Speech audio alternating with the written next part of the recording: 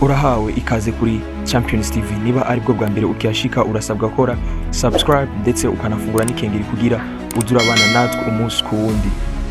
Abami bizimbuga aba nibo bariko bayobora social media mu Burundi kubera aba subscribers benshi bafise n'aba followers ndetse na views ku ma platforms yabo zikaduga umunsi ku wundi, ndetse n'amazina yabo akabandanya akomera bitewe n'ibikorwa bariko baratanga. So bana nanje mu kino biganiro nizera yuko top 10 y'abaririmbyi bakurikiranwa cyane mu gihugu cy'u Burundi uri buve ngaha ubamenye. So reka nizere ko wamaze gukora subscribe kuri YouTube channel ya Champions TV. Ku mwanya wa 10 tuhasanga umuririmbyi bitwa Lino G, aho akurikiranwa n'abantu ibihumbi amajana 283 ku rubuga rwiwe rwa YouTube. Ku mwanya w'icenda tuhasanga umuririmbyi bitwa Melanin Boy, aho aheruka no kuguduha igikorwa gishasha ari kumwe n'umuririmbyi wo mu gihugu ca Canada bita Did Boy. So aho ku rubuga rwa YouTube ubona yuko akurikiranwa n'abantu ibihumbi amajana 289 ku rubuga rwa YouTube.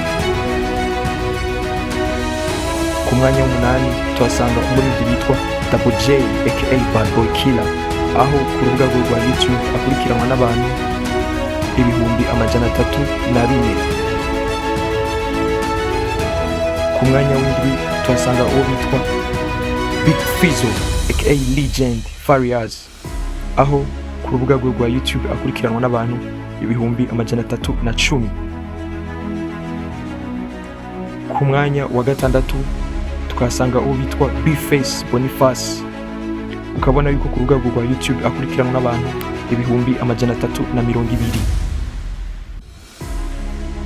Ku mwanya wa gatanu naho tuhasanga uwo bitwa D1, aho D1 akurikiranwa n'abantu ibihumbi amajana 359 ku rubuga rwa YouTube. Ku mwanya wa kane tuhasanga uwo bitwa Drama T aka Baby Killer, aho ku rubuga rwa YouTube akurikiranwa n'abantu ibihumbi amajana 370. So guys, niba ugeze aka kanya ukiri kumwe nanje ukiriko uraraba ino video, nizere yuko wakoze subscribe nawe utarayigira basha kuyikora ndetse unafungura ikengeri kugira uzurabana natwe umunsi ku wundi. Batatu ba mbere rero bafise ibikorwa biteye ubwoba, aho babiri muri bo bafise indirimbo zibasha gukwiza miliyoni 10 kuduga.